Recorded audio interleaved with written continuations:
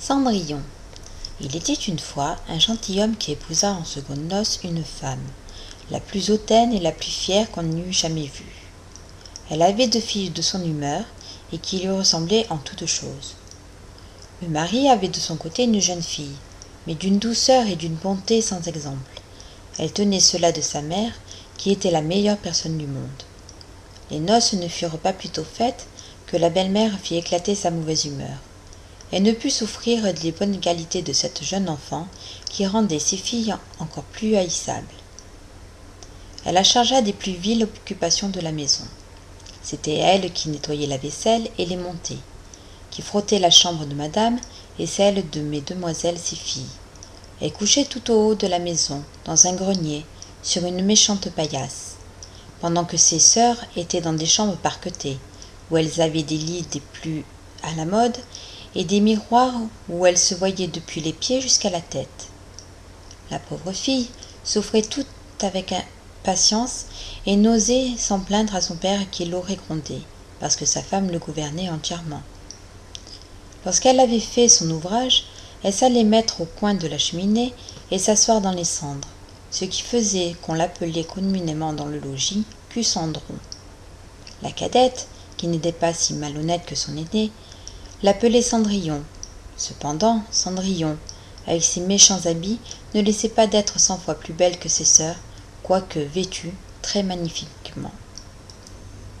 Il arriva que le fils du roi donna un bal et qu'il pria toutes les personnes de qualité d'y venir.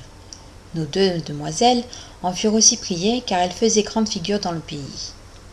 Les voilà bien aises et bien occupées à choisir les habits et les coiffures qui leur siéraient le mieux. Nouvelle peine pour Cendrillon, car c'était elle qui repassait le linge de ses sœurs et qui gaudronnait leurs manchettes. On ne parlait que de la manière dont on s'habillerait.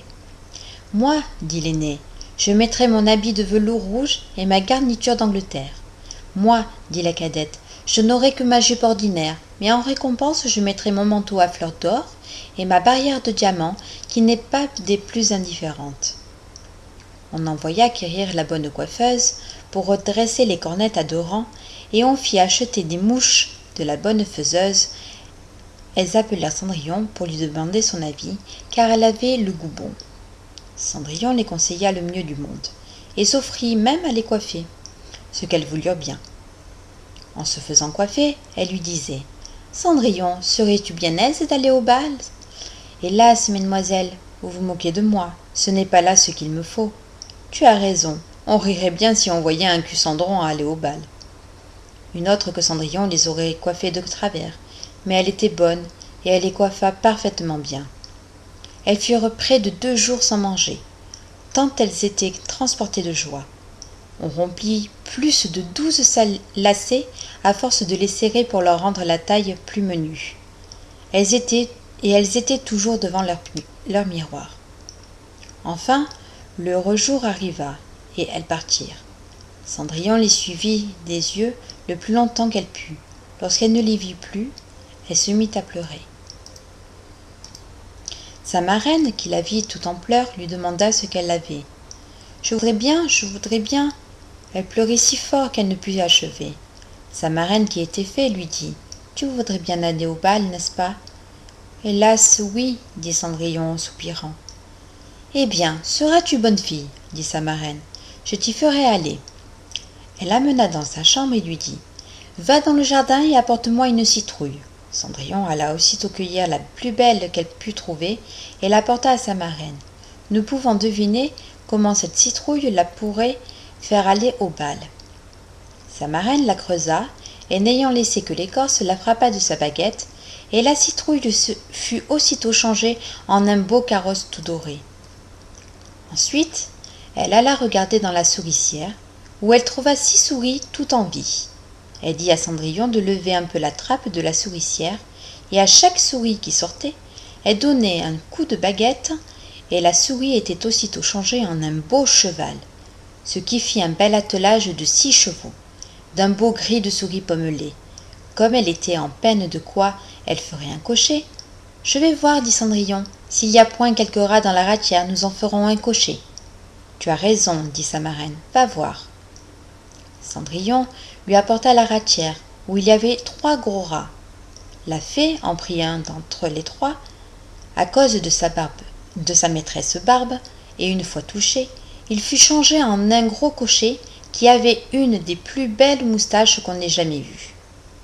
Ensuite, elle lui dit « Va dans le jardin, tu y trouveras 6 lézards derrière l'arrosoir. Apporte-les-moi. » Cendrillon ne les eut pas plutôt apportés que la marraine les changea en 6 laquais, qui montèrent aussitôt derrière le carrosse avec leur habit chamarré, et qui s'y tinrent attachés comme s'ils n'eussent fait autre chose dans toute leur vie. La fée dit alors à Cendrillon « Eh bien voilà de quoi aller au bal. N'es-tu pas bien aise ? » ?»« Oui, mais est-ce que j'irai comme cela avec mes vilains habits ?» Sa marraine ne fit que la toucher avec sa baguette, et en même temps ses habits furent changés en des habits de drap d'or et d'argent, tout chamarrés de pierreries. Elle lui donna ensuite une paire de pantoufles de verre, les plus jolies du monde. Quand Cendrillon fut ainsi parée, elle monta en carrosse, mais sa marraine lui recommanda avant toute chose de ne pas passer minuit, l'avertissant que si elle demeurait au bal un moment davantage, son carrosse redeviendrait citrouille, ses chevaux des souris, ses laquais des lézards, et que ses vieux habits reprendraient leur première forme. Elle promit à sa marraine qu'elle ne manquerait pas de sortir du bal avant minuit. Elle partit, ne se sentant pas de joie. Le fils du roi, qu'on alla avertir qu'il venait d'arriver une grande princesse qu'on ne connaissait point, courut la recevoir. Il lui donna la main à la descente du carrosse et l'amena dans la salle où était la compagnie. Il se fit alors un grand silence. On cessa de danser et les violons ne jouèrent plus, tant on était attentif à contempler les grandes beautés de cette inconnue. On n'entendait qu'un bruit confus. « Oh, qu'elle est belle !» Le roi même, tout vieux qu'il était, ne laissait pas de la regarder, et de dire tout bas à la reine qu'il y avait longtemps qu'il n'avait vu une si belle et si aimable personne. Toutes les dames étaient attentives à considérer sa coiffure et ses habits, pour en avoir dès le lendemain de semblables, pourvu qu'il se trouvât des étoffes assez belles et des ouvriers assez habiles. Le fils du roi la mit à la place la plus honorable, et ensuite la prit pour la mener danser. Elle dansa avec tant de grâce qu'on l'admira encore davantage. On apporta une fort belle collation, dont le jeune prince ne mangea point, tant il était occupé à considérer la princesse. Elle alla s'asseoir auprès de ses sœurs, et leur fit mille honnêtetés. Elle leur fit part des oranges et des citrons que le prince lui avait donnés, ce qui les étonna fort, car elles ne la connaissaient point. Alors qu'elle causait ainsi, Cendrillon entendit sonner 11 heures, 3/4. Elle fit aussitôt une grande révérence à la compagnie, et s'en alla le plus vite qu'elle put. Dès qu'elle fut arrivée, elle alla trouver sa marraine, et après l'avoir remerciée, elle lui dit qu'elle souhaiterait bien aller encore le lendemain au bal, parce que le fils du roi l'en avait prié.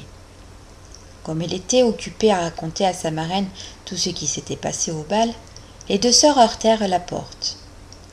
Cendrillon leur alla ouvrir. « Que vous êtes longtemps à venir, leur dit-elle en bâillant et se frottant les yeux, et en s'étendant comme si elle n'eût fait que de se réveiller. Elle n'avait cependant pas eu envie de dormir depuis qu'elle s'était quittée. « Si tu étais venue au bal, lui dit une de ses sœurs, tu ne t'y serais pas ennuyée. Il est venu la plus belle princesse, la plus belle qu'on puisse jamais voir.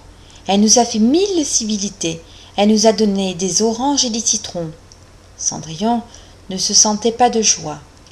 Elle leur demanda le nom de cette princesse, mais elles lui répondirent qu'on ne la connaissait pas, que le fils du roi en était fort en peine et qu'il donnerait toute chose au monde pour savoir qui elle était. Cendrillon sourit et leur dit « Elle était donc bien belle, ne pourrais-je point la voir ? Mademoiselle Javotte, prêtez-moi votre habit jaune que vous mettez tous les jours. »« Vraiment ?» dit mademoiselle Javotte. « Je suis de cet avis. Prêter mon habit à un vilain Cucendron comme cela, il faudrait que je fusse bien folle. » Cendrillon s'entendait bien à ce refus et en fut bien aise, car elle aurait été grandement embarrassée si sa sœur avait bien voulu lui prêter son habit. Le lendemain, Les deux sœurs allèrent au bal, et Cendrillon aussi, mais encore plus paré que la première fois. Le fils du roi fut toujours auprès d'elle, et ne cessa de lui conter des douceurs. La jeune demoiselle ne s'ennuyait point, et oublia ce que sa marraine lui avait recommandé, de sorte qu'elle entendit sonner le premier coup de minuit, lorsqu'elle ne croyait pas qu'il fût encore 11 heures. Elle se leva et s'enfuit aussi légèrement qu'aurait fait une biche. Le prince la suivit, mais il ne put l'attraper. Elle laissa tomber une de ses pantoufles de verre, que le prince ramassa bien soigneusement. Cendrillon arriva chez elle bien essoufflé, sans carrosse, sans laquais, et avec ses méchants habits. Rien ne lui étant resté de toute sa magnificence qu'une de ses petites pantoufles, la pareille de celle qu'elle avait laissée tomber. On demanda aux gardes de la porte du palais s'ils n'avaient point vu sortir une princesse. Ils dirent qu'ils n'avaient vu sortir personne, qu'une jeune fille fort mal vêtue et qui avait plus l'air d'une paysanne que d'une demoiselle. Quand ces deux sœurs revinrent du bal, Cendrillon leur demanda si elles s'étaient encore bien diverties, et si la belle dame y avait été. Elles lui dirent que oui, mais qu'elle s'était enfuie lorsque minuit avait sonné, et si promptement qu'elle avait laissé tomber une de ses petites pantoufles de verre, la plus jolie du monde, que le fils du roi l'avait ramassée et qu'il n'avait fait que la regarder pendant tout le reste du bal, et qu'assurément il était fort amoureux de la belle personne à qui appartenait la petite pantoufle. Elles dirent vrai, car peu de jours après, le fils du roi fit publier à son de trompe qu'il épouserait celle dont le pied serait bien juste à la pantoufle. On commença à l'essayer aux princesses, ensuite aux duchesses et à toute la cour, mais inutilement. On l'apporta chez les deux sœurs qui firent tout leur possible pour faire entrer leurs pieds dans la pantoufle, mais elles ne purent en venir à bout. Cendrillon, qui les regardait et qui reconnut sa pantoufle, dit en riant « Que je vois si elle ne me serait pas bonne ?» Ses sœurs se mirent à rire et à se moquer d'elle. Le gentilhomme, qui faisait l'essai de la pantoufle, ayant regardé attentivement Cendrillon, et la trouvant fort belle, dit que cela était juste, et qu'il avait ordre de l'essayer à toutes les filles. Il fit asseoir Cendrillon, et approchant la pantoufle de son petit pied, il vit qu'elle y entrait sans plein, et qu'elle y était juste comme de cire. L'étonnement des deux sœurs fut grand, mais plus grand encore quand Cendrillon tira de sa poche l'autre petite pantoufle qu'elle mit à son pied. Là-dessus arriva la marraine, qui, ayant donné un coup de baguette sur les habits de Cendrillon, les fit devenir encore plus magnifiques que tous les autres. Alors ces deux sœurs la reconnurent pour la belle personne qu'elle avait vue au bal. Elles se jetèrent à ses pieds pour lui demander pardon de tous les mauvais traitements qu'elle lui avait fait souffrir.